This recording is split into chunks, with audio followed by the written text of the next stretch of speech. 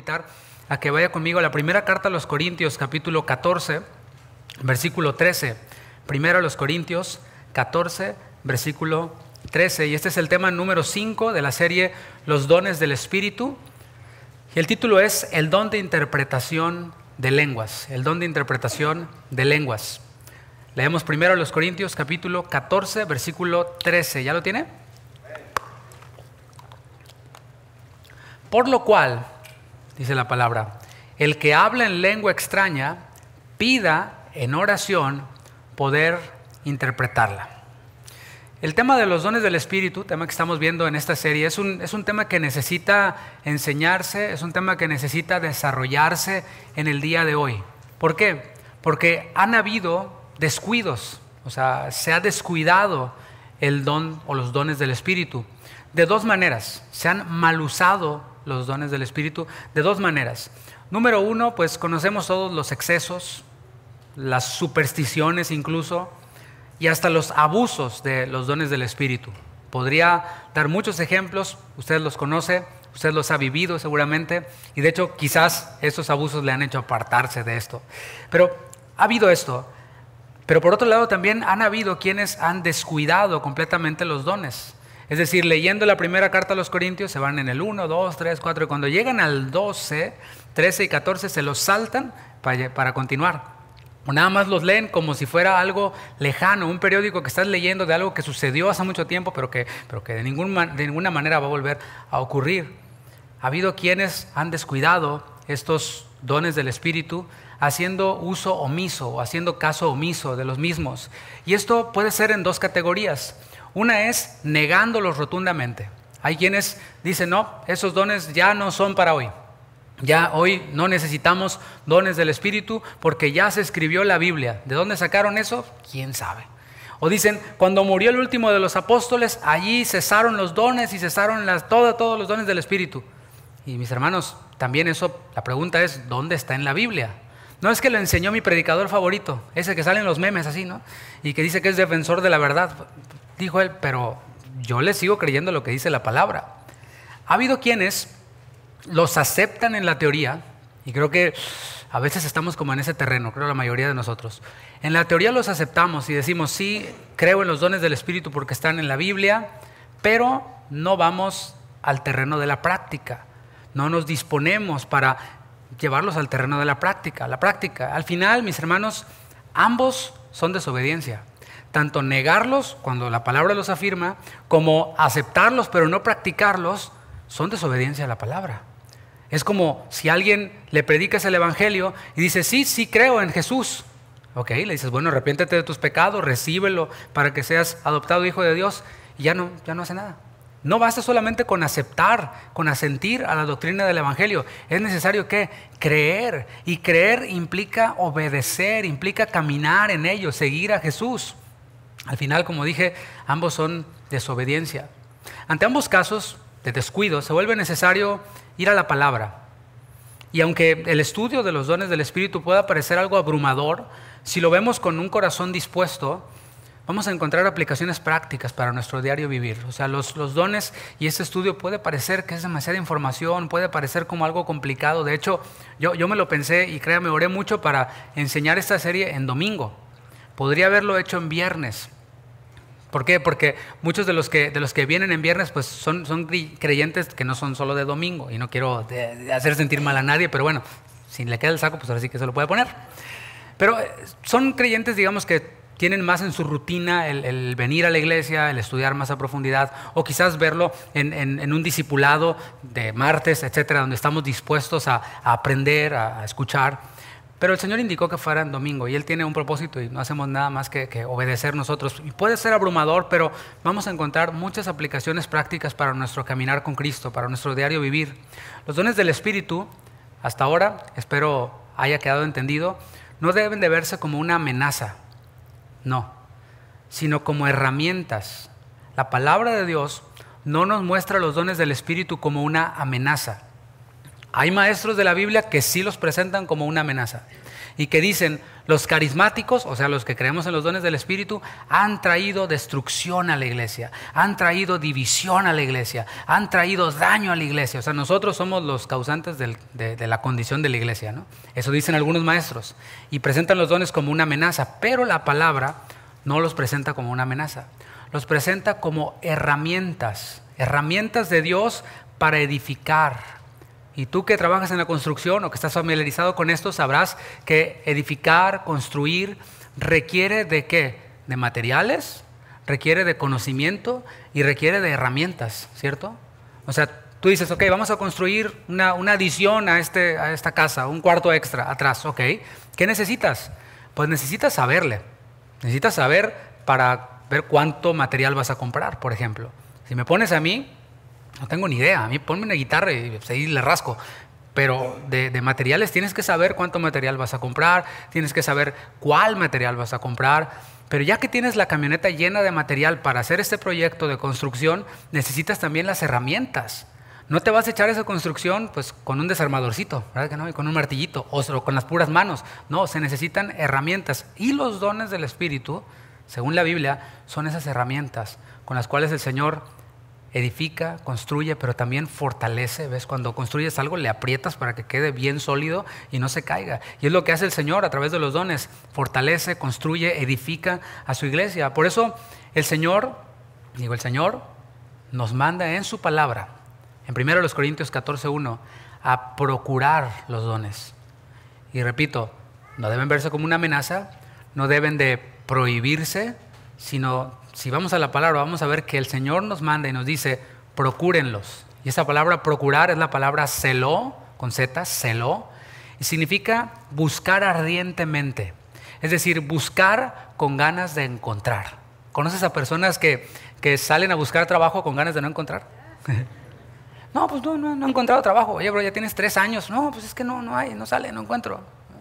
Pero cuando realmente necesitas, cuando realmente llegan los biles, las cuentas, y cuando realmente los niños te dicen, papá, no hay leche en el refrigerador, etcétera, entonces es cuando te pones las pilas y empiezas a buscar ardientemente, con ganas de encontrar, o cuando pierdes algo y dices, no nos vamos a ir de aquí hasta que no aparezcan mis llaves o hasta que no aparezca esto que estoy buscando. Eso es buscar celosamente, buscar ardientemente. Es lo que nos comunica esta palabra. Y así el Señor nos manda. Con los dones, no nomás los vean y digan, no, pues ahí está en la Biblia. No, procúrenlos, deséenlos ardientemente. Hemos hablado ya del don de profecía, hace algunas enseñanzas. Y meditando en el don de profecía, en este don que Dios da a algunos para proclamar las verdades de Dios, si vamos al Antiguo Testamento, porque estamos viendo todo esto en la Biblia, no estamos viéndolo en mis ideas, en mi experiencia, o en sus gustos o los míos. Esto no es una encuesta de a ver, ¿cuántos votan por el don de profecía? No, pues hay mayoría, entonces démosle por ahí. No salió suficiente, entonces no le demos. No. ¿Qué es lo que dice la Biblia? Y cuando vamos al Antiguo Testamento, vemos en Números 11:29 cómo Moisés, el autor del Pentateuco, del Antiguo Testamento, estos primeros 5 libros de la Biblia, Moisés dijo esas palabras. Dijo, ojalá que todos fueran profetas en el pueblo del Señor.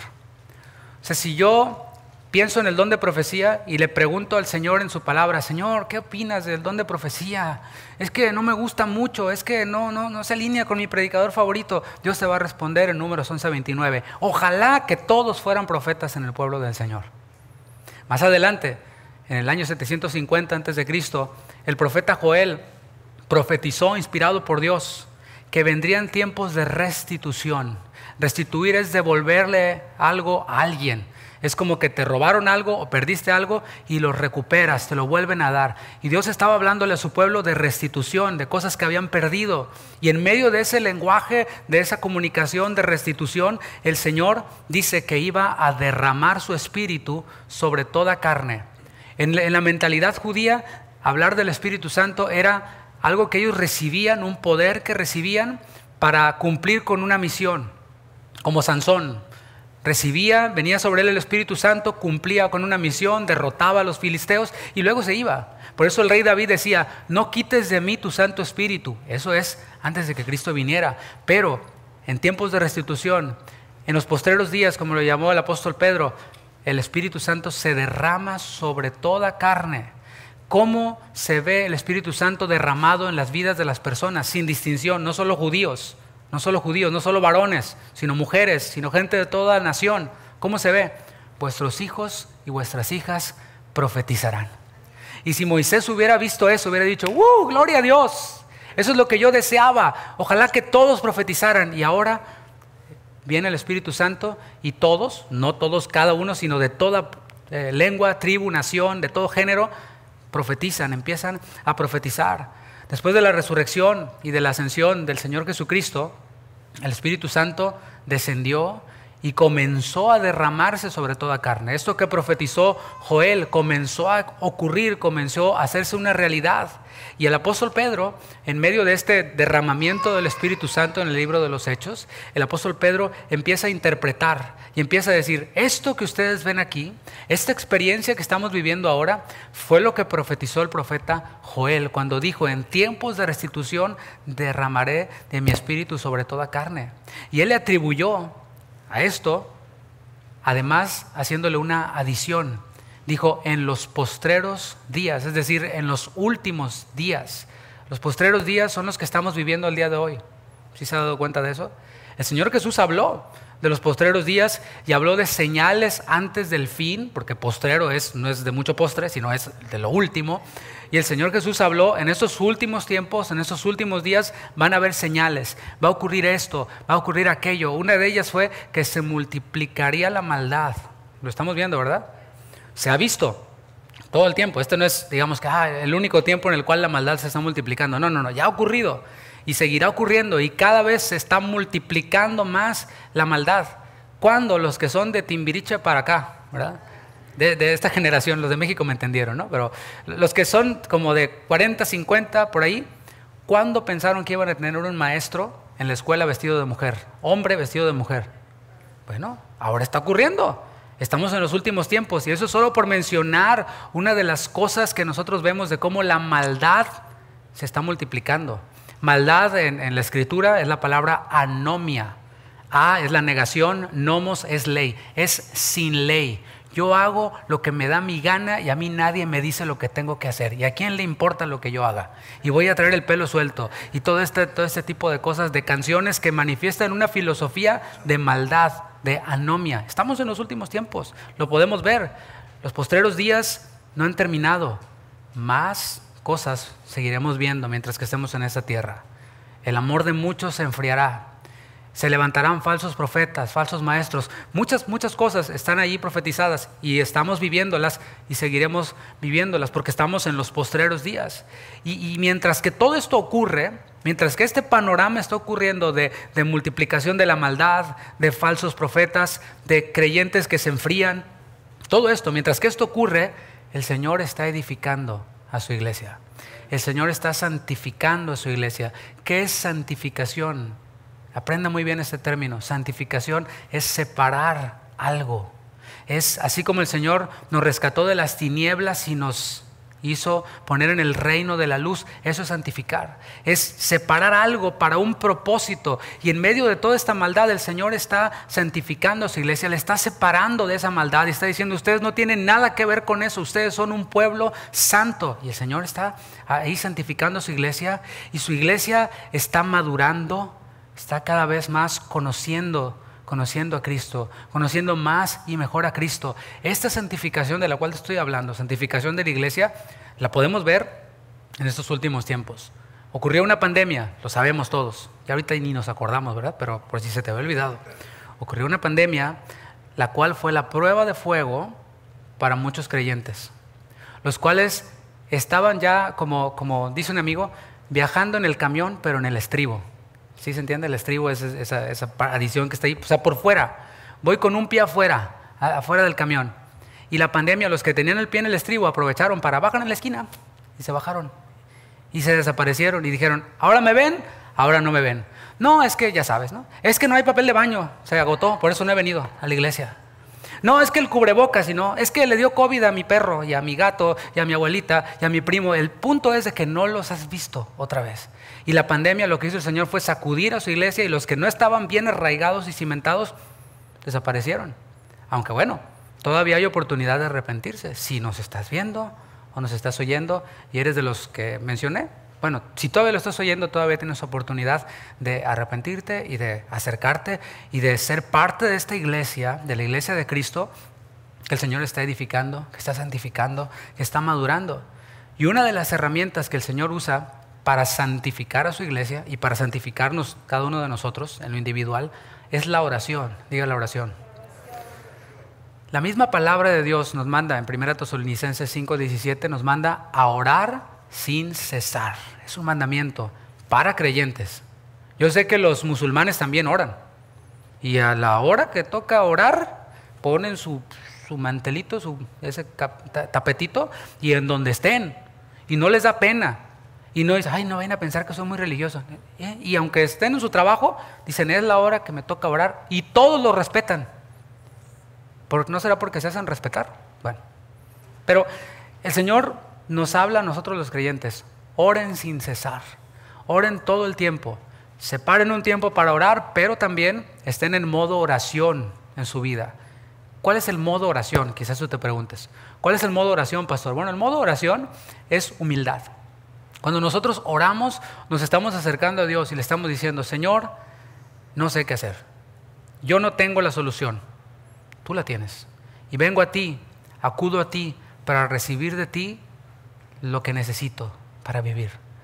Y nivel más elevado de oración es, Señor, tengo los recursos. Creo que ese es el que nos cuesta más. Por eso aquella iglesia del Apocalipsis, el Señor le reprendió y le dijo, tú dices, no tengo necesidad de nada, pero yo te digo que eres un pobre, desventurado, ciego y desnudo. Ay, eso me baja la autoestima, pastor. Bueno, yo no lo dije, lo dijo el Señor a esta iglesia. Pero cuando tenemos los recursos, cuando tenemos salud, cuando tenemos dinero, cuando tenemos amor, ¿verdad? Los tres elementos que todo el mundo persigue, cuando los tenemos es cuando más nos cuesta orar. Y decimos, no, ahorita ¿para qué? Ahorita estoy re bien, ahorita no necesito a Dios. Orar, no, gracias. Bueno, no lo dicen algunos, pero así viven, así lo practican. El otro día platicaba, alguien de la congregación me platicaba que se encontró a alguien quien venía hace tiempo aquí, a este lugar. Y dejó de venir. Entonces cuando lo vio le dijo, oye, ya no te hemos visto en la iglesia. Dijo, no, ahorita estoy bien. Usted interpreta eso, ¿no? Le estaba yendo bien en su negocio. Cuando llegó aquí estaba tronado, ¿no? Pero le estaba yendo bien. Entonces, ahorita no, joven, gracias.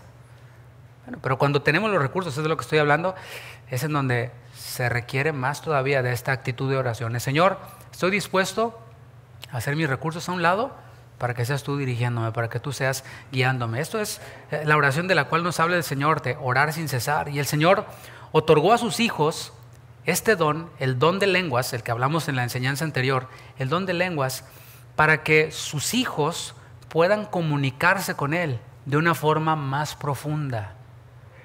Y esa es la esencia del don de lenguas. La esencia es la oración. No es lo que tú te hayas imaginado. El Señor nos enseña por medio de su palabra. El don de lenguas es para orar. Si no hay oración, no hay don de lenguas. Es en un ámbito de oración, de una comunicación con Dios más profunda. Pero hay otro uso también del don de lenguas y tiene que ver con el culto público, así como estamos ahorita reunidos. Aquí en el culto público se deben de tomar ciertas consideraciones, ciertas precauciones en el uso del don de lenguas. ¿Por qué? La Escritura nos enseña que es a causa de los indoctos, a causa de los que son incrédulos también, por ejemplo. Porque a la iglesia pues nos visitan todo tipo de personas. Nuestras reuniones están abiertas para que todo aquel que quiera venir es bienvenido, ¿sí? Y sabemos y a veces preguntamos quién nos visita por primera vez, etcétera. Pero sabemos que va a haber gente que nos visita, que a lo mejor no son creyentes, que simplemente vinieron como invitados y son ajenos a muchas cosas. Para ellos son nuevas muchas cosas. No sé si te pasó a ti en alguna ocasión cuando llegaste por primera vez a una iglesia cristiana y pues veías cosas que no veías en otro lugar en donde ibas, ¿no? Dices, ay, ¿cómo está esto? ¿Y cómo está esto? Aquello, ¿no? A veces platico con personas. El otro día hablaba por teléfono con una persona recién convertida y todo lo que yo le decía me decía, sí, padre, sí, padre, sí, padrecito.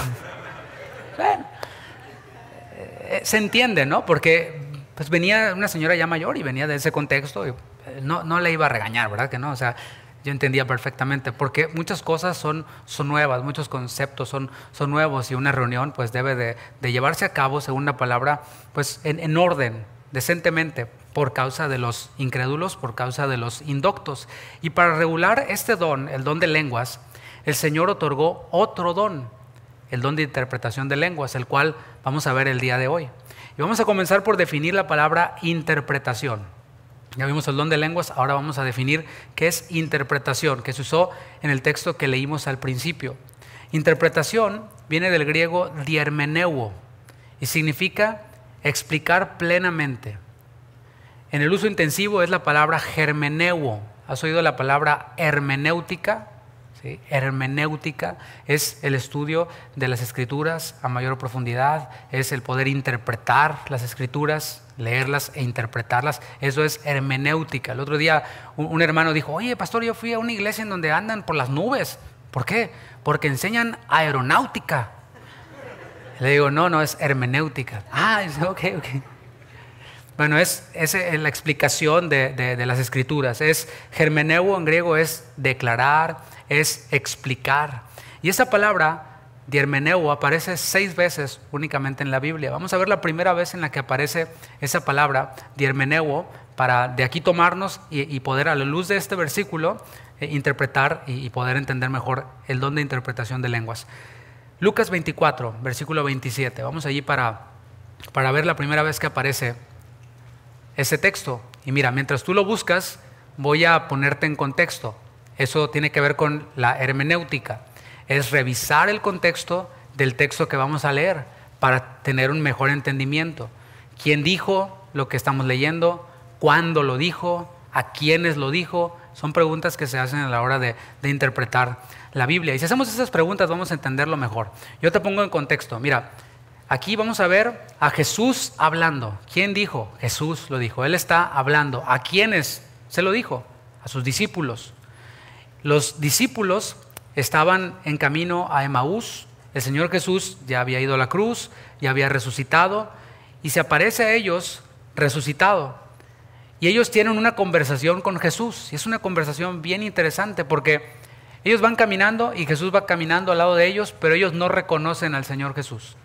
No lo reconocen, no sabían que era Él, no sabían quién era quien estaba caminando junto a ellos. Y ellos empiezan a platicar y Jesús los ve tristes y ellos le expresan la razón de su tristeza y le dicen: mira, estuvimos con Jesús, Él fue nuestro maestro.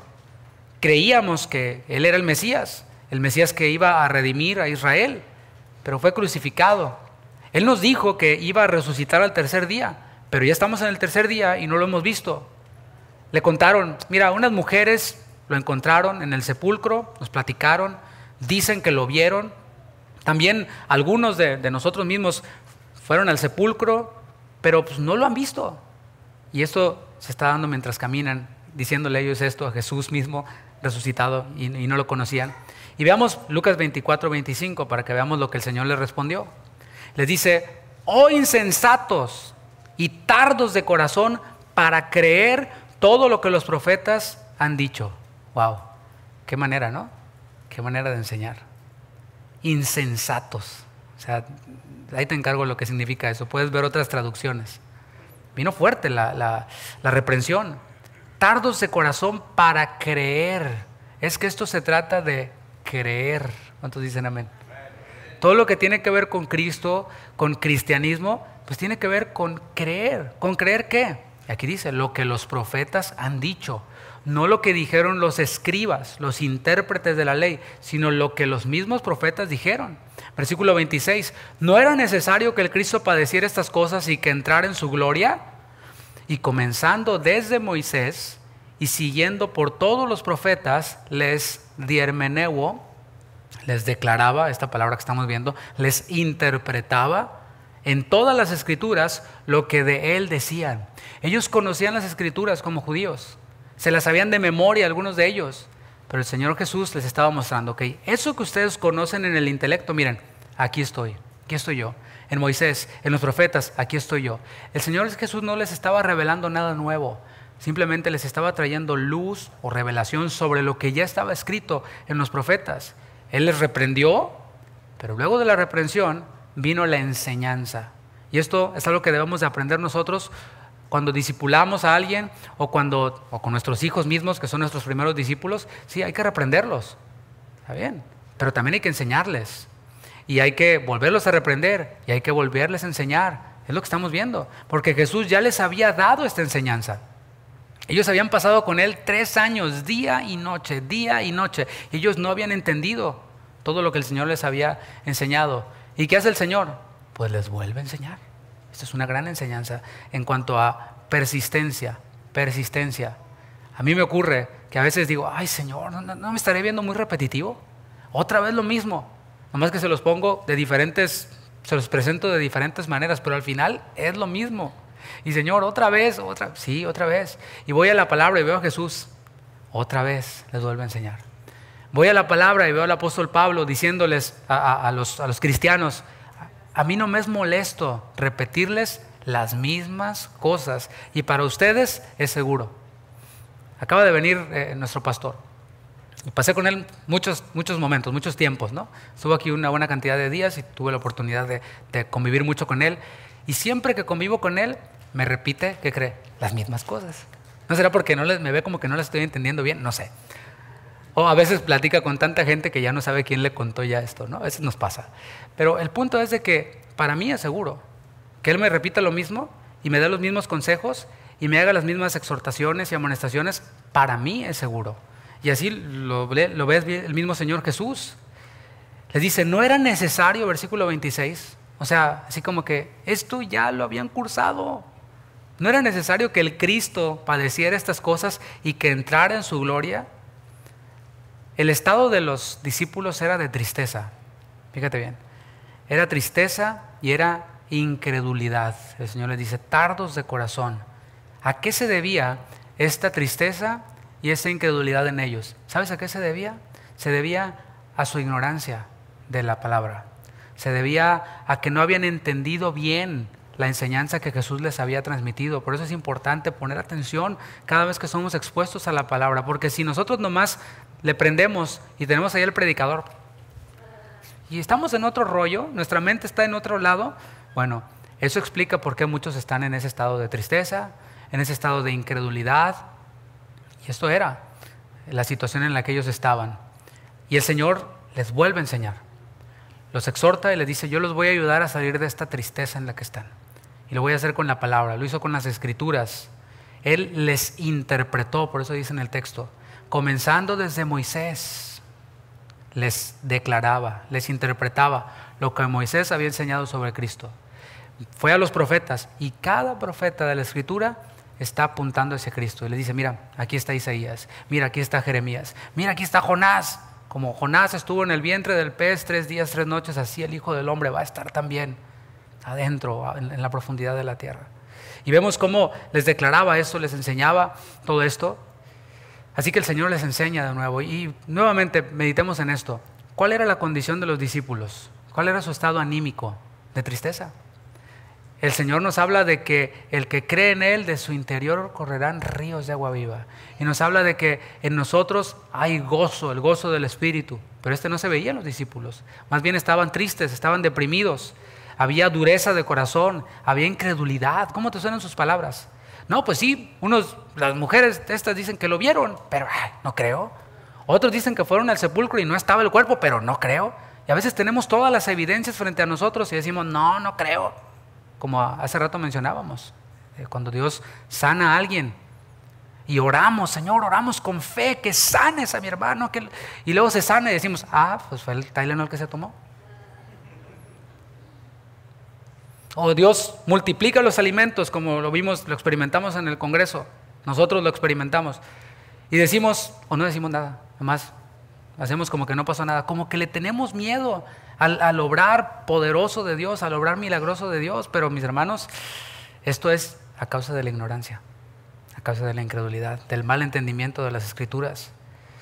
Y la interpretación de Jesús, el hermeneuo de Jesús, su interpretación tenía el propósito de que ellos entendieran, tenía el propósito de que ellos creyeran. Ese es mi objetivo aquí.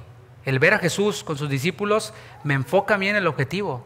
El objetivo que yo tengo aquí es que usted entienda lo que yo estoy hablando. ¿Para qué? para que crea. La fe tiene como base la palabra de Dios, la fe de la que habla la Escritura. Así que si yo le explico bien la palabra de Dios, usted va a tener fe. Y si no tiene fe y yo expliqué bien, entonces ya no es asunto mío. Mira, como dice Pablo, yo estoy limpio de la sangre de ustedes. Si su fe tenía fundamento, sería una fe sólida.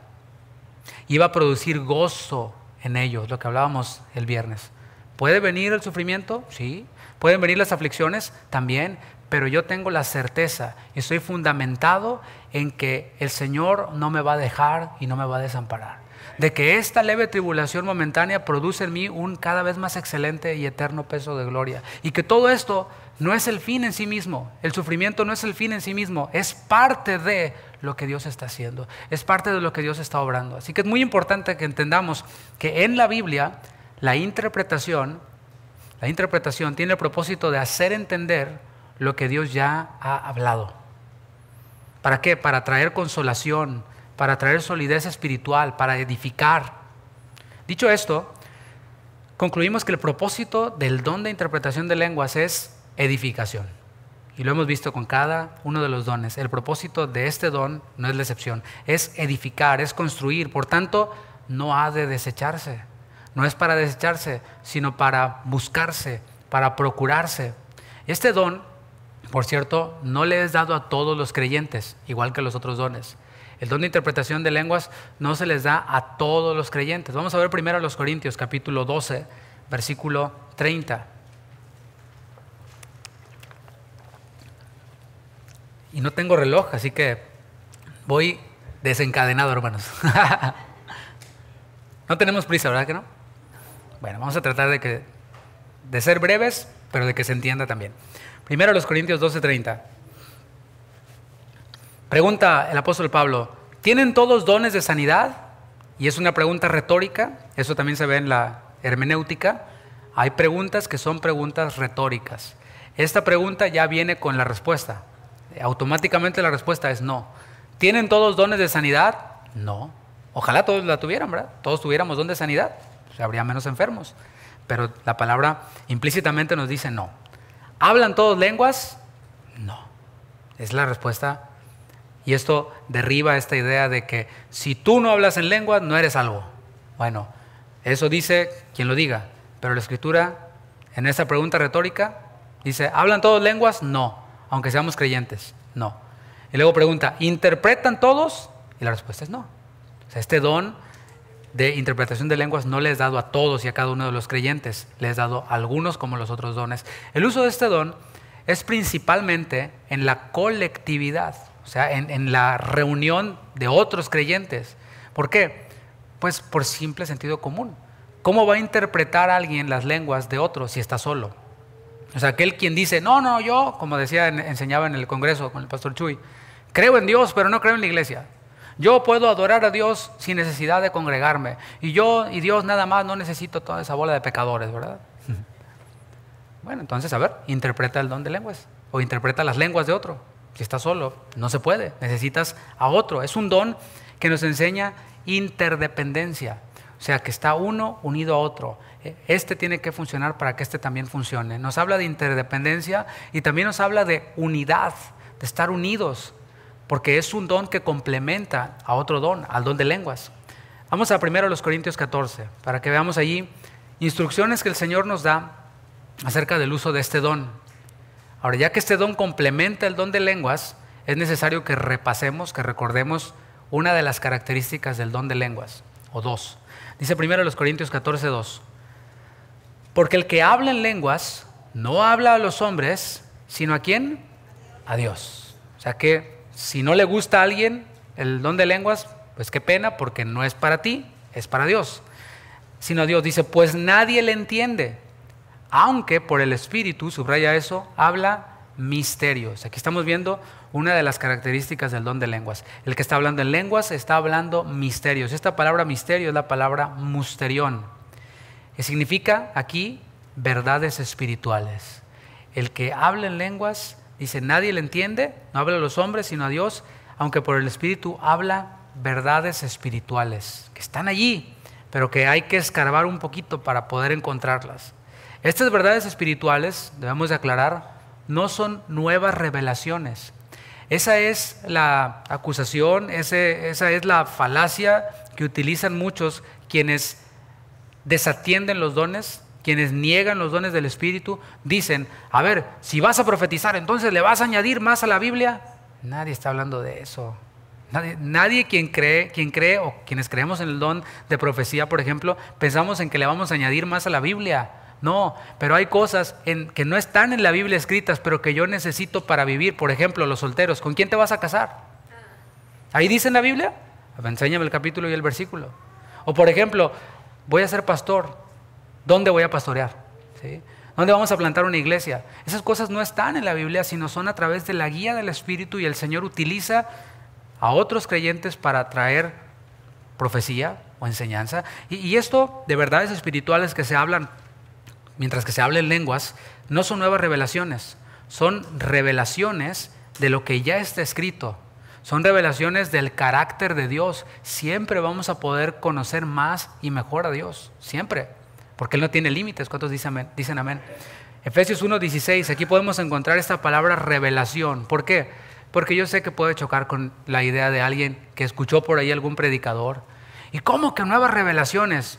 Pues no estamos hablando de nuevas revelaciones, estamos hablando de revelación en el conocimiento del carácter de Dios. Revelación de lo que el Señor ya escribió en su palabra. Dice Efesios 1:16, Pablo hablando a los efesios les dice, no ceso de dar gracias por vosotros. Aquí nos da un elemento para poder orar. Quizás tú dices, pastor, pues es que ¿cómo le hago para orar? Pues si se me acaban las palabras y en 2 minutos ya acabé de orar todo lo que iba a orar. Mira, aquí Pablo nos pone el ejemplo y dice, no ceso de dar gracias por vosotros, o sea, por los efesios.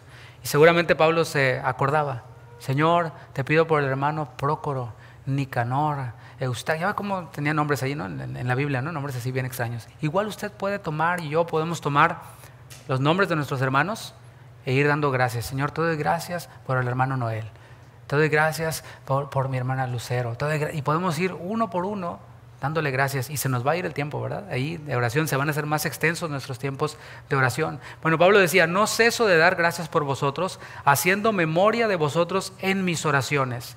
Y este era el propósito de las oraciones también, para que el Dios de nuestro Señor Jesucristo, el Padre de gloria, os dé espíritu de sabiduría y de ¿qué? Revelación en el conocimiento de Él. Esta oración la podemos seguir haciendo. Señor, trae revelación a la vida de mi hermano Noel.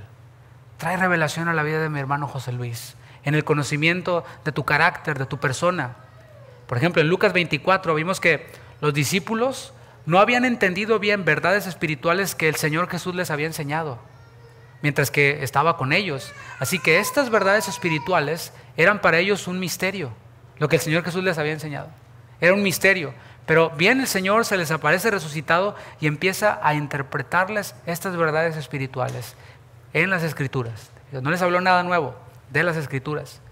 Vamos a ver otro texto en donde aparece la interpretación, que esta palabra que vemos, diermeneo. Y vemos cómo va vinculada, va ligada a la profecía. Dice 1 Corintios 14:5. Así que quisiera que todos vosotros hablaseis en lenguas. Ahí está, de manera explícita en la palabra. Señor, ¿qué opinas del don de lenguas? Es como si tú le dijeras al Señor, Señor, ¿tú qué opinas del don de lenguas? Y el Señor te dice, 1 Corintios 14:5, quisiera que todos vosotros hablaseis en lenguas, pero más que profetizaseis. Y esta profecía no anula o no hace menor a las lenguas, sino vamos a ver ahora cómo se ponen ahora en el mismo nivel. Dice, porque mayor es el que profetiza que el que habla en lenguas. Y no es ser mayor a ser mejor, a ser superior. No. Tiene que ver con el propósito. Dice, a no ser que las interprete, ahí está la palabra diermeneo, para que la iglesia reciba edificación. Y aquí vemos que el don de interpretación, el don de interpretación de lenguas, hace una función profética. Hace una función didáctica, o sea, cumple un objetivo de enseñar a otros, y vemos cómo se unen. A continuación, Pablo va a presentar en el versículo 6 un argumento que no tiene el propósito de prohibir el uso del don de lenguas, porque si estuviera prohibiendo aquí el uso del don de lenguas, se estaría contradiciendo. Acaba de decir ahora Quisiera que todos vosotros hablaseis en lenguas. Y luego si lo prohíbe, estaría contradiciéndose. Pero vamos aquí, entonces, que el argumento es para animar a los creyentes a que oren. A que oren pidiéndole al Señor por interpretación. ¿Para qué? Para que haya mayor edificación en el culto público. Versículo 6. Ahora pues, hermanos, si yo voy a vosotros hablando en lenguas, ¿qué os aprovechará si no os hablaré con revelación, o con ciencia, o con profecía, o con doctrina? Aquí lo que está haciendo Pablo está haciendo pensar a su audiencia. Esto es lo que debe de hacer un buen maestro. Un buen maestro no viene a imponer algo, aunque sea la verdad. Lo que hace un buen maestro es crear convicciones en sus oyentes. Y hablo a los padres. No se trata nomás de, no hagas esto. No, es hazlos meditar. Si tú los haces meditar, reflexionar, va a haber en ellos convicción. Y van a decir, esto lo hago no porque lo dijo mi papá, aunque mi papá lo dice, sino lo hago porque tengo la convicción de que es así. Porque si nada más imponemos, cuando no los veamos, a nuestras espaldas van a hacer lo que les dijiste que no hicieran. Porque no hay en ellos convicción. Lo único que quieren es no meterse en problemas. Pero Pablo los está haciendo pensar. En la segunda carta les dijo, como a sensatos hablo. Estoy hablando a personas que razonan. Yo no pienso razonar por ustedes. Estoy hablando a personas que razonan, que usan el intelecto, que tienen sentido común, que son inteligentes. Y los está haciendo pensar. Y en este tratar de hacerlos pensar, utiliza un escenario ficticio. En este escenario ficticio, aquí versículo 6, él se pone frente a la audiencia y comienza a hablar en lenguas, comienza a hacer uso del don de lenguas. Por cierto, en el versículo 18 dice que él hablaba en lenguas más que todos. Y después les pregunta, pues ya me paré delante de ustedes y hablé en lenguas. ¿Qué provecho tendría eso? Todos se quedarían así con el signo de interrogación, así como viéndose unos a los otros. ¿Qué provecho tendría? Y la palabra provecho que aparece ahí es la palabra ofeleo. Si tú te llamas Ofelia, pues es provechosa, ¿sí? Ofeleo significa beneficiar, significa ayudar, significa hacerle bien a alguien, significa ser útil. Y quiero que pongamos atención aquí. No está diciendo que haber hablado en lenguas, o sea, haber separado en esta hipótesis, haber separado y haber hablado en lenguas haya sido algo demoníaco. No está diciendo eso. Por ningún lugar en la Biblia vemos eso. Hay personas que dicen, no, los que hablan en lenguas están invocando demonios y están no sé qué. No, no fue algo demoníaco. Simplemente hizo algo él en el culto que no fue de beneficio, no fue de provecho, no fue de ayuda, no fue de utilidad para nadie. Y hay otras cosas incluso que se hacen en nuestros cultos que pueden no ser de provecho para alguien. O sea, si yo digo ahorita, si tú tienes un hijo, debes de enseñarle, etcétera. Y hay alguien aquí que no tiene hijos ni piensa tener, pues lo que yo dije no le fue mucho de provecho, ¿verdad que no? O sea, así hay cosas que no son de provecho. Lo que es de provecho según el texto aquí es revelación, ¿lo estás viendo en el texto? Ciencia, profecía, doctrina. Revelación es desvelamiento, es correr el velo. ¿Has visto cuando me acuerdo, ¿no? Siempre que leo esta palabra apocalipsis en griego, o apocalipsis transliterado al castellano, y veo revelación, a mi mente no sé por qué vienen mis domingos de infancia cuando veía el programa Chabelo. ¿Sí lo vieron? Y tenían la catafixia, y tenían los premios que se iban a ganar los concursantes, y estaban atrás de un telón. Entonces decía, no, ¿cuál? ¿Te quieres llevar tu premio o quieres ir a la catafixia? Y decía, no, yo voy a la catafixia. Y le abrían la catafixia, ¿verdad? Y le develaban el premio. Y una lavadora. Y estaba el niño, voy a hacer una lavadora para mi mamá. Y él quería una bicicleta, pero le dieron una licuadora, una lavadora, qué sé yo. Esto es de lo que nos habla esta palabra apocalipsis o revelación. Es correr el velo. Bueno, esto de correr el velo fue lo que hizo Jesús con sus discípulos. Estaban tristes, estaban desanimados, tenían incredulidad en su corazón, y el Señor les corre el velo y les dicen, aquí están los profetas, aquí está en la Biblia. Lo que es de provecho según el texto también es, además de revelación, ciencia. Esa es la palabra griega gnosis, y significa buscar saber, investigar. Es buscar precisamente, y denota conocimiento especialmente de la verdad espiritual. Es buena idea que cuando tú escuchas una enseñanza, prestes atención, pero que también tomes notas o lo escuches después y lo pongas en slow motion, Si el pastor habla muy rápido, ¿verdad? Lo pones en slow motion y ahí va el pastor hablando despacito y le pones pausa y ahí se queda el pastor y tomas notas y dices, ok, voy a investigar qué es esta palabra que quiso decir. Porque ahí utilizó una palabra que no entendí, ok, hipótesis, dijo el pastor, ok, hipótesis, ¿qué es? Y la voy a buscar, ¿no? Y puedes así conocer más. Esto es gnosis, ciencia. Es profecía también, revelación, ciencia, profecía, que significa proclamación de la mente de Dios. Es hablar lo que está en la mente de Dios, es hablar el consejo de Dios, eso es profecía. Y también menciona doctrina, y es la palabra didaque, que significa así, simple y llanamente enseñanza. Todo esto nos sirve para definir el don de interpretación. Es decir, la interpretación lleva estos elementos: revelación, ciencia, profecía, doctrina. Ahora, versículo 7. Nos es presentada una analogía. Nos va a presentar Pablo otra analogía, 2 más o 3 más. Una analogía que tiene el propósito de afirmar su argumento acerca del propósito de la interpretación. Dice el versículo 7. Ciertamente las cosas inanimadas, o sea, cosas que no tienen vida, que producen sonidos como la flauta o la cítara, si no dieren distinción de voces, ¿cómo se sabrá lo que se toca con la flauta o con la cítara? Y aquí menciona instrumentos musicales. Los instrumentos musicales no son para hacer ruido, ¿sí? ¿Viste un niño que llega donde está un piano y empieza a pegarle? ¿Sí? O le pega la guitarra, o nomás le da tamborazos a la batería. No hay música por ningún lado, simplemente es ruido. Y aquí podemos ver que el apóstol Pablo está hablando de que debe haber una distinción de voces en los instrumentos musicales. No que todos estén tocando lo mismo, sino que cada uno esté en un rango sonoro para que se produzca música. Y música es la combinación de sonidos y de silencios definidos y armoniosos. Versículo 8. Siguiente analogía, siguiente ejemplo. Y si la trompeta diere sonido incierto, ¿quién se preparará para la batalla? O sea, en la música el objetivo es que haya distinción de voces, que se agrade, que el oído escuche algo armonioso. Y en este ejemplo de la trompeta, que también es un instrumento musical, pero que debe de usarse también, o que se puede usar también en la guerra, en el ejército, les habla de preparación. La trompeta en la guerra es para dar instrucciones a los soldados.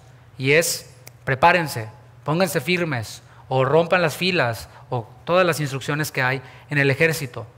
Versículo 9.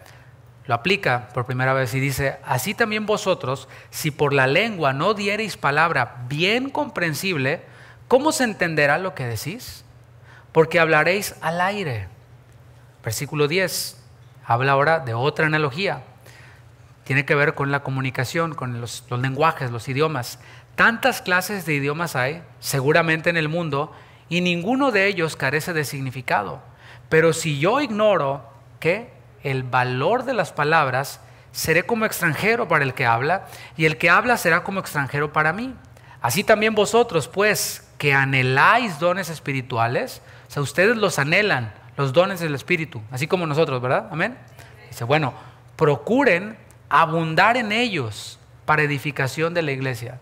O sea, no dice aquí el apóstol Pablo, miren, está el tema de los instrumentos musicales, está el tema de la trompeta, está el tema de los idiomas, y yo parándome delante de ustedes hablando en lenguas. Y no está diciendo, ¿saben qué? Mejor no hagan nada. No, está diciendo, no, abunden en ellos. Ya que los anhelan, ahora abunden en ellos, desarróllenlos, pero háganlo para edificación de la iglesia. Y vemos aquí en esta última analogía de esta porción, la importancia de la comunicación. Todo lo que se hace en un culto público lleva el propósito de que se entienda. O sea, no estamos aquí con cosas místicas. No sé si tú has escuchado por allí mensajes de no, y que los ovnis, ¿verdad? Y que el chupacabras, y que cómo se ve el chupacabras en la Biblia, y cosas así, ¿no? Y le sacan cosas rebuscadas, inventan cosas, sobre todo los que les gusta el tema de la escatología, y sacan cada cosa. El otro día salió uno por ahí que los demonios con cubrebocas, y unas cosas ahí bien así, pero miren, bien, fumaron de la que separó los Beatles, ¿no? Los que les gusta ese tipo de asuntos. Pero todo lo que se hace en un culto debe de llevar el propósito de que se entienda, que la alabanza se entienda, que se entienda tanto lo que estamos tocando como lo que se está cantando, las letras.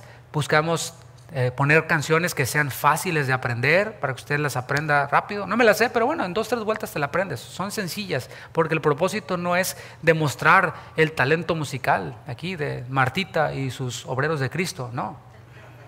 Sino que todos podamos participar y que todos se aprenda y que todos cantemos juntos a una voz. El que da los anuncios, pues lleva el propósito de dar estos anuncios y que se entiendan los anuncios. Por eso a veces no damos un montón de anuncios y detalles porque vamos a terminar confundiéndolos más de lo que llegamos, ¿no? Sino que la idea es que se entiendan los anuncios, la idea es que se entienda el mensaje. Que hay predicadores que no hablan en lenguas. Jamás se pararían ante un púlpito y empezarían a hablar en lenguas, como este ejemplo que pone el apóstol Pablo. Jamás lo harían. Pero hablan de una forma que nadie les entiende. No sé si has estado en alguna conferencia cristiana así o en una predicación cristiana así, en donde dices, pues habló muy bonito el pastor, pero no entendí nada, ¿sí? Y sacan unas palabras rebuscadas, otras se las inventan ahí en el aire, se las inventan y esa palabra quién sabe, pero les sonó bien impactante. Y su propósito más bien es demostrar cuánto conoce, cuánto ha leído y demostrar cómo maneja el idioma y cosas así. Y mis hermanos, al final quien hace eso, habló al aire, perdió tiempo. Hay que aprovechar cada minuto que se está aquí arriba. Yo no estoy aquí tratando de hacer tiempo nada más, y en lo que hago tiempo para que dure 1 hora la prédica me agarro y digo y presumo. Y no. Hay que aprovechar cada minuto hablando la palabra de Dios, que no sean palabras al aire. No se trata de atraer la admiración hacia la persona del predicador y que digan, wow, cuánto sabe el pastor. No se trata de eso, se trata de ser edificados. Hay una diferencia. Y ante esta aplicación viene una invitación, versículo 13, en 1 Corintios 14.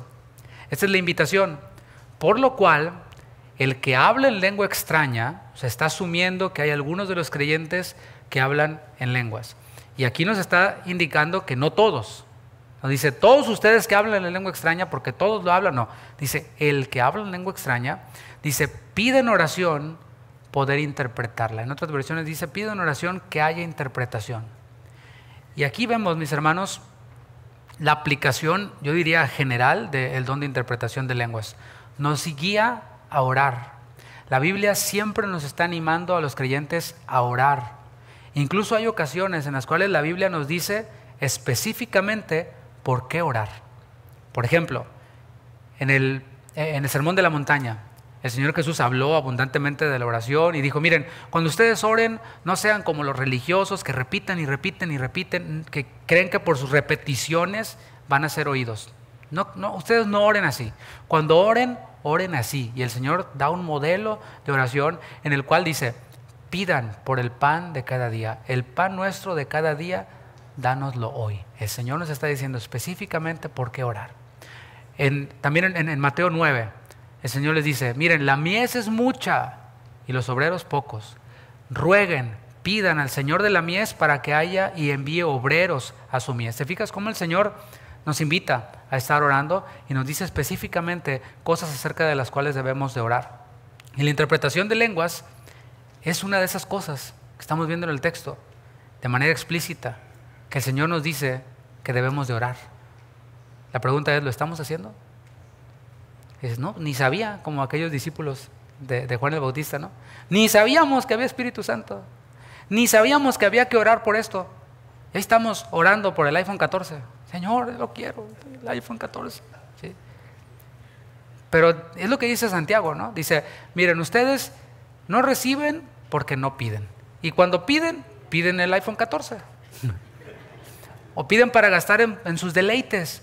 Puras cosas materiales, puras cosas terrenales, puras cosas subjetivas. Pero mis hermanos, de eso se trata la interpretación, la explicación. Aquí nos está guiando a elevar nuestro nivel de oración.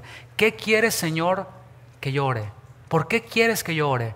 Si vamos con disposición y le preguntamos al Señor, el Señor nos va a responder y diga, pida en oración interpretar las lenguas que habla otro creyente en el culto público. ¿Qué te parece? Así que pues ya llevamos tarea para poder practicar. Por cierto, ¿cómo les ha ido con las otras tareas que les he dejado? Pablo les dijo que él hablaba en lenguas más que todos. Les dijo, yo hablo en lenguas más que todos, en lo privado. Pero aquí les está diciendo que cuando se trata del culto público de una asamblea, era más provechoso que hablaran en el idioma que todos pudieran entender, que se hablaran un idioma que fuera entendible. Y más adelante hace una advertencia, versículo 23. Dice, sí, pues toda la iglesia se reúne en un solo lugar y todos hablan en lenguas, imagínate eso, y entran indoctos o incrédulos, ¿no dirán que estáis locos? Y este es uno de los riesgos que vimos de hablar en lenguas en público sin intérprete. No solo es un desperdicio de tiempo, como el ejemplo que puso el apóstol Pablo, estamos también generando la posibilidad o la oportunidad para que los visitantes pues digan que estamos locos. Imagínate, vas entrando a una iglesia cristiana que nunca fuiste, a lo mejor. Alguien llega, por ejemplo, a una iglesia cristiana, nunca ha ido a una iglesia cristiana, no sabe con qué se va a encontrar, y llega y están todos hablando en lenguas. ¿Te imaginas el impacto? Va a decir, estos están loquísimos, están muy locos. Versículo 24, pero si todos profetizan y entra algún incrédulo o indocto, por todos es convencido, por todos es juzgado. Lo oculto de su corazón se hace manifiesto, y así postrándose sobre el rostro adorará a Dios, declarando que verdaderamente Dios está entre vosotros. Y aquí podemos ver que no es incorrecto el vincular el don de interpretación de lenguas con el don de profecía. Aquí podemos ver cómo el don de interpretación de lenguas se empieza a unir con el don profético en este versículo. Dice, si todos profetizan, si hay esta interpretación de las lenguas que se hablaron, ¿qué es lo que Dios va a hablar? Dios va a hacer visible, va a ser palpable lo que hay en el corazón del incrédulo. Eso es lo que hace el Señor. Siempre que nos habla, mis hermanos, no es para rascarnos el oído. Siempre que nos hable el Señor, nos va a mostrar lo que hay en nuestro corazón. ¿Y qué hay en nuestro corazón? Pues Jesús dijo en Marcos 7, dijo que de dentro salen los adulterios, las fornicaciones, los malos pensamientos. Y les digo, hay una serie ya de todo esto. Es lo que hay dentro. Y cuando cantamos, tú conoces lo que hay en mi interior. Sí, claro, pero no nos aplaude por eso, ¿eh? Al contrario, nos lo conoce y nos lo muestra para que nos arrepintamos de eso que hay en nuestro interior, en nuestro corazón. Lo mismo ocurre con un incrédulo. Un incrédulo que visita una iglesia cristiana y sale motivado, pero no arrepentido, se duda que sea una iglesia cristiana. Aquí hay una muy grande. Y una vez conocí yo a un vendedor, no era cristiano, y me dice, no, si yo voy a... No voy a decir el nombre de la iglesia, ¿no? ¿Para qué? Y le digo, ¿cómo? Sí, dice, pero yo no soy cristiano. Yo nomás voy porque siempre que voy salgo bien motivado de ahí. Salgo listo para vender muchas casas. Y no, ese hombre me inspira, dice, ¿sí? No tenía ningún problema. Y lo que más me gusta es que no se mete con mi religión, ni se mete con mi vida. No, me motiva. Ok, bueno. Pero alguien quien visita, según la Escritura, no le estoy dando mi opinión, según la Escritura, el propósito es que un indocto o un incrédulo visite una iglesia, y esta iglesia y este cuerpo de Cristo, esta asamblea de creyentes, pues en su culto, en donde todos participamos, le guíen al arrepentimiento. Que postrándose sobre su rostro, adore a Dios y diga, Dios está aquí en este lugar. Por esto estamos hablando de esto, mis hermanos, porque el Señor desea que nuestros cultos sean cada vez menos monótonos. Y esto a menudo le echamos la culpa al director de alabanza. El director de alabanza es el que cree tener toda la responsabilidad de que en un culto todos participen y todos adoren y todos canten y todos salten. Mis hermanos, pero siempre el Señor nos va a llevar al camino largo, al camino de la enseñanza. Nuestros cultos van a ser menos monótonos, nuestros tiempos de adoración van a ser menos tediosos cuando cada uno de nosotros vayamos en oración a Dios en la intimidad. Vayamos a su palabra, nos llenemos de la palabra y empecemos a orar lo que el Señor nos dice y empecemos a poner en funcionamiento los dones que Dios nos ha dado. Si tienes el don de lenguas y empieces a usarlo ahí en tus tiempos de oración, o si hay otros creyentes y empiecen a usarlo, bueno, esto, mis hermanos, va a hacer que nuestros tiempos de adoración sean cada vez más gloriosos. Porque vemos aquí un creyente que llega a un culto y algo está pasando en ese culto, ¿no?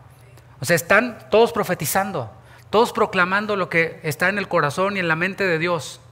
¿Y qué es lo que está en el corazón y en la mente de Dios? Arrepentimiento. Fue lo que predicó Juan el Bautista cuando empezó a predicar. Fue lo que predicó Jesús cuando empezó su ministerio. Dijo, arrepiéntanse porque el reino de Dios ha llegado. Siempre que el Señor habla, trae convicción de pecado, trae llamado al arrepentimiento. Y está hablando de un culto en donde ocurre esto.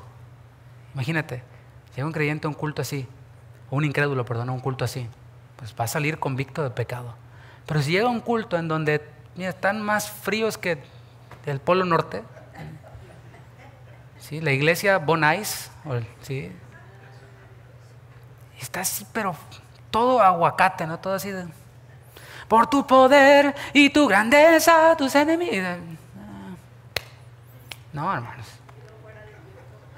O sea, está terrible eso. O sea, ¿quién se va a convictar de pecado? Pero vemos que aquí está un creyente llegando a un lugar en donde se puede percibir la presencia de Dios. Aquí está Dios. ¿Has estado en un lugar así? Espero que hayas llegado a este lugar y eso haya ocurrido. Aquí sí está Dios. Aquí sí se manifiesta Dios. O sea, Dios está en todos lados, pero estamos viendo a Dios manifestándose en un culto en donde todos somos protagonistas. En donde no unos son espectadores y otros protagonistas. No, en donde todos somos protagonistas. ¿Alguien habla en lenguas en un culto público en donde hay incrédulos? Otro creyente interpreta en este culto público, explica y hace entendible lo que este creyente que habló en lenguas dijo. Entonces el incrédulo es confrontado. Y dice, aquí verdaderamente está Dios. Y dice, lo que habló esta persona, no le entendí, luego otro lo explicó. Bueno, eso es lo que me estaba pasando a mí. Eso es lo que yo estaba viviendo. Después de este argumento tan sólido, Pablo da instrucciones precisas, detalladas. Versículo 26, dice, ¿qué hay pues, hermanos? Cuando os reunís, cada uno de vosotros tiene salmo, tiene doctrina, tiene lengua, tiene revelación, tiene interpretación. Déjame detengo allí tantito. Dice, hermanos creyentes. ¿Cuántos hermanos hay aquí? Cuando os reunís, o sea, todos aquí reunidos, dice, cada uno de ustedes tiene algo. ¿Te fijas? Tú tienes algo. Diga, yo tengo algo. ¿Tiene salmo? ¿Tiene doctrina? ¿Tiene lengua? ¿Tiene revelación? ¿Tiene interpretación? Si somos creyentes, todos tenemos algún don. Todos tenemos algo para dar. Pero venimos a las reuniones no para recibir en lo principal. Venimos para dar. Todos tenemos algo para dar. A lo mejor no vas a dar la revelación que Dios te dio, según hablando en el texto bíblico, ¿no? Porque dice, tiene revelación. Revelación, ya vimos que es revelación del conocimiento de Dios. Esa revelación que Dios te dio, no la vas a dar de aquí arriba. ¿Por qué? Porque hay un orden. Porque aquí solo algunos enseñamos. Y porque hay un tiempo para que se dé esta enseñanza. Así que de una vez, si a alguien de pronto se le da la onda de ahorita me voy a parar y voy a dar una revelación, mire, de una vez le digo, no lo voy a dejar. Le voy a decir, ¿sabe qué? Mejor espérese, escríbala, mándala por email o véngase cerca desde el final, porque ahorita estoy hablando yo, ¿sí? Porque ahorita hay que seguir un orden. Pero dice que cada uno tiene algo.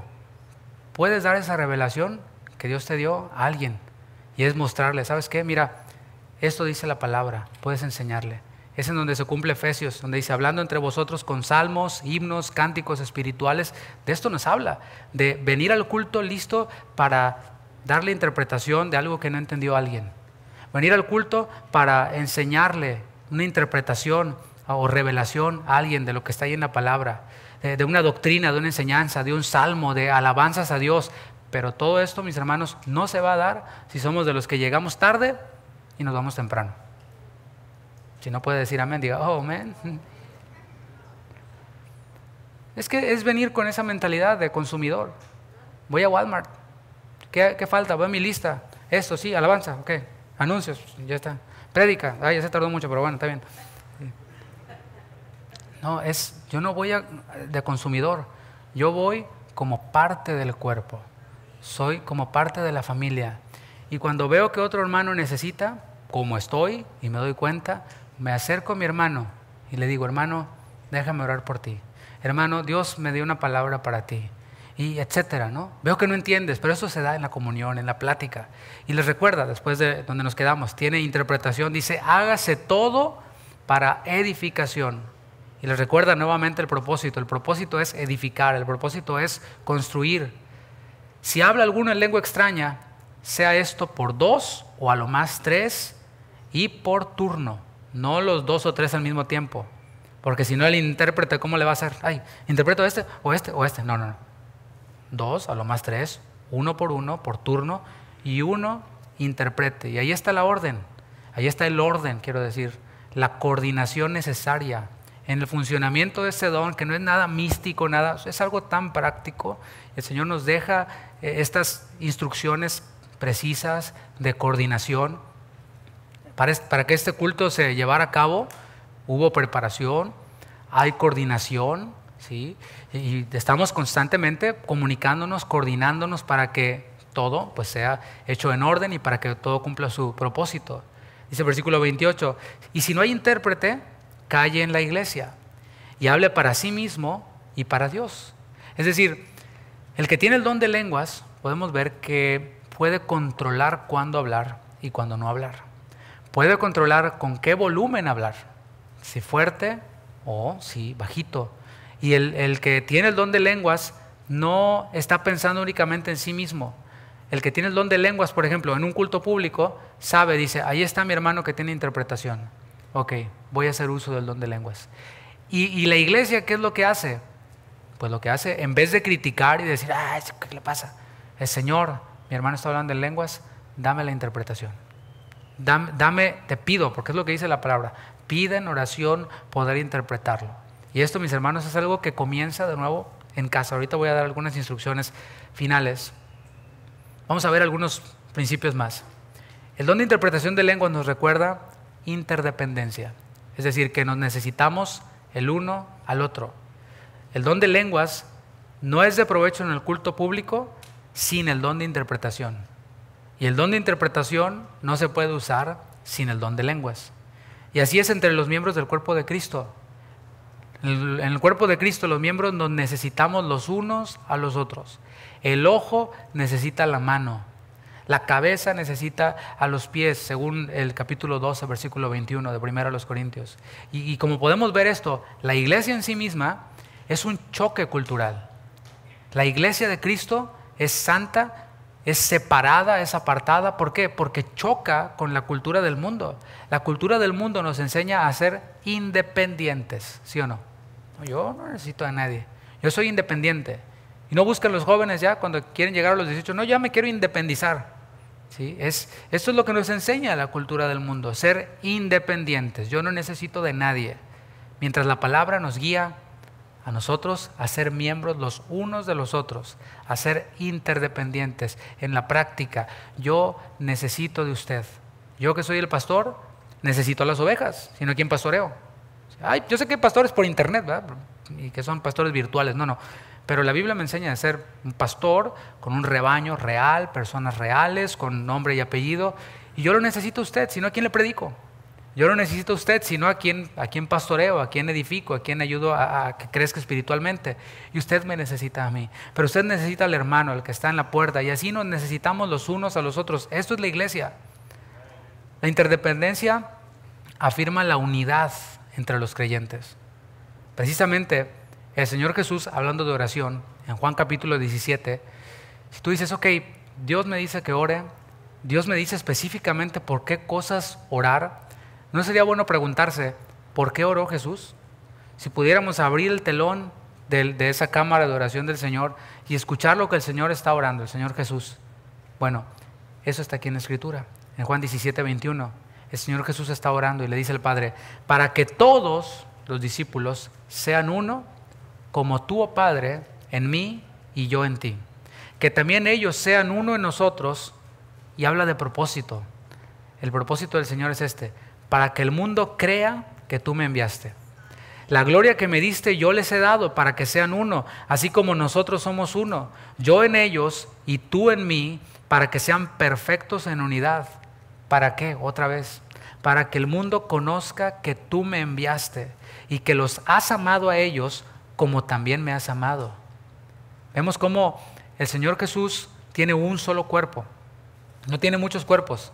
Tampoco tiene un miembro por ahí separado. No, no, no, no. Es un solo cuerpo que tiene miembros que están unidos, no miembros sueltos. Y esto lo vemos también en Efesios 4:15, te lo leo nada más, no tienes que buscarlo. Efesios 4:15 dice, sino que siguiendo la verdad en amor, crezcamos en todo en aquel que es la cabeza. Cristo es la cabeza, Él es el imprescindible y Él no necesita de nosotros, por cierto, de quien todo el cuerpo bien concertado y unido entre sí, por todas las coyunturas que se ayudan mutuamente, según la actividad propia de cada miembro, recibe su crecimiento para ir edificándose en amor. Entonces podemos ver cómo la palabra nos habla de unidad entre creyentes y vemos cómo la interdependencia, el depender el uno del otro, contribuye con esta unidad. El don de interpretación de lenguas y todos los dones tienen el propósito de unirnos, pero no solo de unirnos, porque los gremios de compañías, el gremio de choferes, el gremio de petroleros están unidos, pero aquí está hablando de unirnos hacia un objetivo común. Yo creo que ya se está imaginando cuál es este objetivo que todos tenemos, y es la voluntad de Dios. La voluntad de Dios es que hagamos la gran comisión.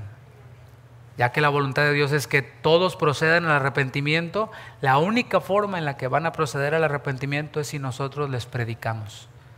Y esto es el objetivo común que nosotros tenemos, predicar a los perdidos. Y luego a los que han creído, que les hemos predicado y han creído, hay que discipularlos. Por eso dice, vayan y hagan discípulos a todas las naciones. Y según Jesús en su oración, los perdidos van a creer, obviamente cuando les prediquemos, pero hay otro elemento que los perdidos, los incrédulos consideran, y es qué tan unidos están los hijos de Dios. Es lo que dice el Señor. Ellos van a creer cuando vean que nosotros estamos en unidad, cuando vean que caminamos en unidad. Y el discipulado se vuelve más efectivo cuando hay interpretación de lo que Dios ha revelado. Para concluir, el don de interpretación de lenguas nos ayuda a entender lo que Dios ya ha revelado, edifica a la iglesia, la fortalece, nos desafía a orar sin cesar y genera también oportunidades para que los incrédulos reconozcan al Señor. Y todo esto coincide con la voluntad del Padre, todo esto coincide con la oración del Señor. Así que, consejo práctico, comencemos en casa. Comencemos en casa. Te puedes juntar con tu familia, los que sean creyentes, en tu propia casa, o familiares que tengas que sean creyentes. ¿Y por qué no orar juntos con tu familia? Hay quienes dicen, ¿por qué no tienen reunión de oración ahí? Si es casa de oración. Pues sí tenemos, es los miércoles. Nomás que no te conectas. Conéctate en YouTube y en Facebook y ahí estamos orando y nos puedes mandar tu necesidad y oramos por ti. ¿Y qué crees? Hay muy buena asistencia en esta reunión de oración. Casi todos los de casa se conectan, ahí los estamos monitoreando y les mandamos saludos y todo. Pero ¿por qué no? Allí en ese momento en donde estamos puestos de acuerdo y orando, allí puedes, si tienes el don de lenguas, usarlo. Ahí lo puedes usar con libertad. Si tu esposa es creyente, pues no la vas a asustar. Ella te conoce. Ahora, si estuviste chismeando de todo el mundo y hablando malas palabras y luego quieres hablar en lenguas, te va a decir tu esposa, ay, mijo, ¿verdad? Si es de Guadalajara, sí te va a decir de Jalisco, ay, mijo, todos son mijos allá. Pero si no, bueno, puedes usar ahí el don de lenguas. Y tu esposa, puedes pedirle al Señor que te dé la interpretación para esas lenguas que está hablando tu esposo. Y podemos ver cómo, la iglesia sigue. Después de la reunión de los domingos o de los viernes, la iglesia continúa en casa. Y esto es lo que nosotros buscamos, mis hermanos, que haya esos tiempos de oración en la familia. Con el paso del tiempo, este don se va a ir desarrollando, se va a ir perfeccionando. Y más adelante, la iglesia va a reconocer quiénes están aprobados para ejercer este don de interpretación de lenguas en público. Y no estoy hablando nada inalcanzable, ni tampoco estoy hablando nada imposible. Estoy hablando de algo puntual. ¿Quién enseña aquí en este púlpito? Las personas que están capacitadas para hacerlo. Capacitadas, probadas y aprobadas para enseñar aquí. Usted pensaría que yo, si dejo subir a cualquiera aquí, yo estoy seguro y tendría todo el derecho de pensar que soy un irresponsable. ¿Cierto? Pues ahí llegó el hermanito, dice que es cristiano, venga, predíquenos. Oiga, el día que yo haga eso, tiene todo el derecho de salir corriendo y contárselo a quien más confianza le tenga. con la enseñanza, con la predicación, pero también con el uso de los dones. No pues llega alguien ahí, no, pues yo tengo una palabra profética. Ah, pues qué bueno, felicidades, pero aquí no la va a dar. O sea, ni te conocemos, brother. ¿Quién sabe si vas a salir diciendo que Harry Potter y que quién sabe qué? No, o sea, no. No, o sea, hemos de ser celosos, pero conforme nos vamos conociendo, identificando, se van probando al profeta o al que tiene el don de lenguas, etcétera, se va dando oportunidad. Y claro, está ahí. Y lo hemos visto con el don de profecía, lo mismo con el don de lenguas o el don de interpretación de lenguas. Se irá desarrollando, se irá perfeccionando. La iglesia reconocerá a quienes están aprobados para esto y se irá dando. Y esa es mi oración. Para allá queremos ir. No queremos quedarnos estancados y que se convierta todo esto en una monotonía, en un aburrimiento. No, mis hermanos. Deseamos que los cultos sean cada vez más gloriosos, que cuando entren personas digan, aquí está Dios, y que la iglesia esté viva, como un cuerpo vivo. No que no lo sea, pero deseamos que siempre pueda ser mejor. ¿Cuántos dicen amén? Yo le invito a que se ponga de pie. Y antes de hacer la oración, compartía yo con los hermanos en la primera reunión algo que vivimos hace algunos meses. Y estábamos en una reunión de pastores. Allí no había ningún incrédulo. Todos éramos creyentes, incluso éramos ministros. Y en medio de esta reunión, el pastor que estaba predicando hizo un acto profético. ¿Qué hizo? Lavó los pies de la mesa directiva de Casa de Oración. No lo hizo como si fuera un sacramento, como hay que bautizar, hay que tomar la cena del Señor y hay que lavar los pies. No. El Señor le movió a que predicara ese mensaje haciéndolo de forma visual. Y digo que es profético porque los profetas muchas veces daban sus profecías con algo visual. Por ejemplo, Agabo se amarró de los pies y de las manos y dijo, así van a amarrar al dueño de este cinto. Y el cinto era de Pablo. Y Pablo, ¿no? O sea, podría haber dicho nada más, así dice el Señor, Pablo, te van a atar si tú vas a Jerusalén. Pero él lo hizo visual. Y así podemos ver a los profetas haciendo actos proféticos y enseñando de manera visual. No había PowerPoint en ese tiempo. Pero el pastor hizo esta enseñanza lavando los pies de los pastores. Era un momento muy bonito, se sentía la presencia de Dios, estábamos todos gozándonos en el Señor. Algunos estaban llorando, empezando por el pastor Chava Pardo, que estaba ahí, bueno, ya lo quemé al pastor Chava, pero estaba llorando, ¿no? Como parecía niño chiquito. Y en ese momento, uno de los pastores que estaba más o menos como de aquí donde está ese muro de donde yo estaba, empezó a orar en lenguas y empezó a levantar su voz. Y uno puede discernir, aunque quizás no estés entendiendo lo que está diciendo, pero uno puede discernir cuando es de Dios. Puedes entender y discernir, dices, estas no son frases al aire, parece que está dando un discurso fluido en un lenguaje que yo no conozco. Entonces yo empecé a orar en ese momento y el Señor me mostró que alguien ahí en ese lugar tenía la interpretación para esas lenguas. Yo dije, no, pues va a estar padrísimo ahorita que alguien interprete esto que el pastor está hablando. Y repito, estábamos en un culto en donde había solo creyentes, solo pastores. Entonces yo estaba orando, Señor, esperando. De pronto se cambió el programa, o sea, ocurrió algo más y siguió adelante la reunión. Y yo me quedé orando y Señor, pues yo sé que alguien tiene esta interpretación para lo que se habló. O sea, el Señor tenía algo adicional o un refuerzo para hablar en ese momento. ¿Dónde quedó, Señor? Pues muéstranoslo. Y esperando yo a que algún pastor, pasaba el tiempo y nadie. Y de pronto, estudiando todo esto, el Señor me hizo sentir, bueno, ¿y por qué no me lo pides? ¿No serás tú el que tiene la interpretación? Y dije, bueno, pues empecé a pedir y empecé a orar. Y cuando nosotros pedimos lo que está en su palabra, porque el Señor dice, si alguno habla en lenguas, pide en oración poder interpretarlo. Entonces yo oré conforme a la voluntad de Dios. ¿Y qué cree? El Señor me dio la interpretación. Y no estoy hablando como para jactarme, ay, qué espiritual es el pastor. No, esto es para el que lo pide. Si no lo pides, no lo vas a recibir. Lo pedí, como lo dice la palabra, el Señor me lo dio y empecé a anotar lo que el Señor me dio para anotar referente a esa interpretación.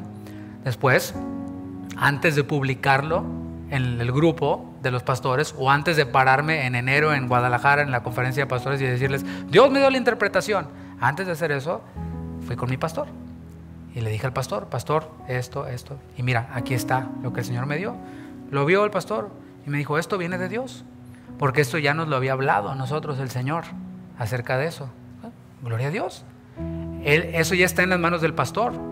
El pastor sabrá si lo dice a los pastores en la próxima reunión, en el próximo concilio o junta, o si no, o si lo guarda y lo congela, y ya está bien. Pero a mí el gozo de haber recibido esa respuesta a la oración, nadie me lo quita.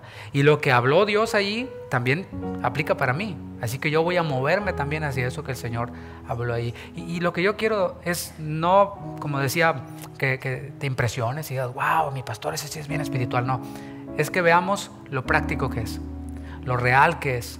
Si lo deseamos, si lo pedimos, si lo procuramos, si abundamos en ello, el Señor va a responder. Y el Señor le dijo a los Gálatas, le dijo, miren, aquel que os suministra el Espíritu, lo hace por el oír con fe. O sea, el Señor suministra, lo da en abundancia, no a chisguetazos así, ahí te va, no, es como un río que está fluyendo. Si nosotros abundamos en ello, el Señor no nos va a dejar decepcionados, no nos va a dejar hambrientos. ¿Cuántos dicen amén y gloria a Dios? Levante sus manos al cielo y oremos. Señor, gracias.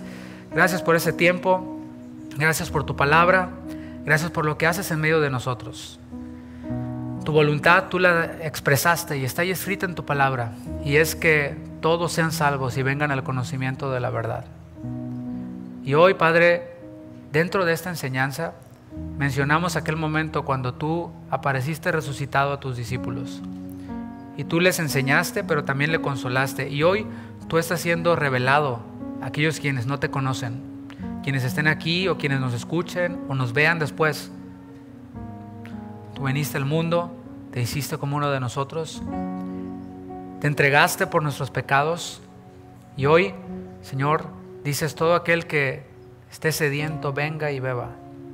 Tú dices, todo aquel que esté hambriento, venga y coma, la mesa está servida. Y todo aquel quien te confiesa con su boca, creyendo en su corazón que fuiste levantado de los muertos, será salvo. Porque con el corazón se cree para justicia, mas con la boca se confiesa para salvación. Y Señor, aquel quien esté en ese momento siendo convicto de pecado, escucha su oración, Señor. Trae salvación a su vida, trae salvación a su alma.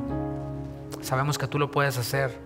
Es tu obra, es tu evangelio, no mi facilidad de palabra, sino es tu evangelio, el único que es poder de Dios para salvación.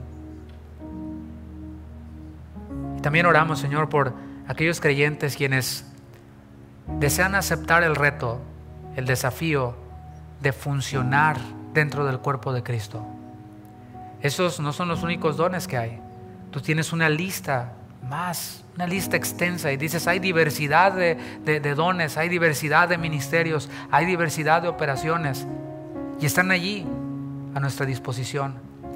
Señor, si hay alguien aquí quien ha aceptado el desafío de funcionar en el cuerpo de Cristo, Señor, escucha su clamor que dice, heme aquí, Señor. Que dejemos de ser una iglesia que está en ser infantil, y que empecemos a crecer hacia la madurez. Empecemos a crecer y a avanzar hacia lo que tú tienes, porque sabemos que tienes cosas grandes. Tu obra es perfecta, tus planes son perfectos, y dentro de esos planes estamos nosotros. Gracias por cada creyente, gracias por cada hermano, por cada familia. Sigue trayendo a nuestras vidas restauración, sanidad, desafíos para parecernos cada vez más a ti. En el nombre de Jesús te agradecemos, Señor. Levanta tus manos y dile, gracias, Señor. Gracias por tu Espíritu. Gracias por los dones de tu Espíritu. Gracias porque a través de ellos podemos entender mejor tu palabra. Porque a través de ellos podemos conocer tus verdades, verdades espirituales, las cuales nos sacan, así como los discípulos, de la tristeza, nos sacan de la incredulidad. En el nombre de Jesús, recibe toda gloria, Señor. Amén. Amén. Denle un fuerte aplauso, Señor. Gracias, Señor.